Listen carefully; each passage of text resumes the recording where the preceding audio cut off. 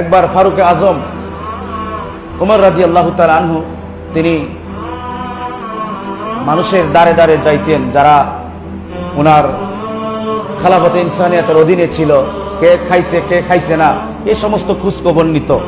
হঠাৎ করে একটি ঘর থেকে তিনি আওয়াজ শুনতে পেলেন যে খুব করুণ কণ্ঠের আওয়াজ, একটি কবিতা একজন মা পাঠ করতেছে। বলেন সুবহানাল্লাহ। তাবরানী শরীফের হাদিস, মা পাঠ করতেছে যে কি, আলা নবিয়িন ওয়া রাসূলিন সাল্লাল্লাহু আলাইহি ওয়াসাল্লাম সালাওয়াতিল আবরার, আমি সেই প্রিয় নবীর সালাত এবং সালাম প্রেরণ করছি। এবং তিনি বলতেছেন যে সাল্লি আলা তাইয়িবিনা ওয়াল আখিয়ার, যে সমস্ত মুমিনের পক্ষ থেকে প্রিয় নবীর উপরে সালাত এবং সালাম বর্ষিত হোক। তিনি সালাত এবং সালাম করতেছেন মা সাহাবী। তারপরে তিনি বলতেছেন যে কি, কাদ কুনতা কাওয়ামান, তিনি বলতেছেন কতই না প্রিয় নবী কষ্ট করেছে ওনার জীবনে, জাহিরি জীবনে উম্মতদেরকে সুশিক্ষা দেওয়ার জন্য, উম্মতদেরকে ভালোবাসার জন্য। শেষের তিনি বলছেন যে হাল তাজমাআনি হাবিবিদ্দার, শেষ বেলা তিনি বলতেছেন হায় রাব্বে কারীম, আমি জানি না আমার প্রিয় নবীর জন্য আমি সবকিছু ছেড়ে দিয়েছি, আমার আত্মীয় স্বজন সবকিছু ছেড়ে ওই প্রিয় নবীর জন্য পাগল হয়েছি, আমি ইসলাম গ্রহণ করেছি। আমি জানি না, এবং আমি যদি জানতাম যে হাসরের ময়দানে প্রিয় নবীর সাথে আমার হাসর হবে, প্রিয় নবীকে দেখতে পারবো, তাহলে আমি কতই না ভাগ্যশালী হইতাম। বলেন সুবহানাল্লাহ।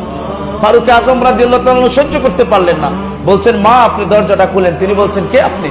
তিনি বলেন যে আমি খাত্তাবের ছেলে ওমর। ওনারা তো খলিফা পরিচয় দিতেন না, হ্যাঁ, একেবারেই মানে প্রিয় নবীর সাহাবী, বুঝতে পারছেন তো কত বড় দরজার সাহাবী ফারুক আজম যার উপাধি। সুবহানাল্লাহ। তিনি বলছেন মা আপনি খুলুন। বলছে যে আপনি আবার কবিতাটা পাঠ করুন। তিনি যখন আবার কবিতা পাঠ করলেন, ওমর রাদিয়াল্লাহু তাআলা অজস্র দ্বারায় কাঁদতেছেন আর বলছেন মা আপনি আমাকে একটু দোয়া করে দিন, আল্লাহ পাক যেন আপনার সাথে আমাকেও প্রিয় নবীর সাথে রাখেন। বলেন সুবহানাল্লাহ। উনি খলিফাতুল মুসলিমিন কে? উমর ফারুক রাদিয়াল্লাহু তাআলা। আর মা একজন সাহাবী, একবার কুরে ঘরে থাকে, তো ওনার কাছে দোয়া চাইলেন কেন? ওনার কাছে দোয়া চেয়েছেন কেন? এবং এইটুকু বলছে আপনি আমাকে দোয়া করুন। সুবহানাল্লাহ বলেন না? তো মা হইলে আপনারা একেবারেই মানে যা মনে চায় তা করবেন, দাসী হিসেবে ব্যবহার করবেন, আপনার রান্নাওয়ালির মতো কাজ করবেন না। প্রিয় নবী রাহমাতুল্লাহ সাল্লাল্লাহু আলাইহি ওয়াসাল্লাম যখন এই কথা প্রশ্ন করছে মা আয়েশা রাদিয়াল্লাহু তাআলা আনহা, আল্লাহ পাক বলছেন বাদুকুম লিবাদ, একজন পুরুষ এবং একজন নারী একে অপরের পরিপূরক, একে অপরের অংশ। বলেন সুবহানাল্লাহ। কথা বুঝতে পেরেছেন?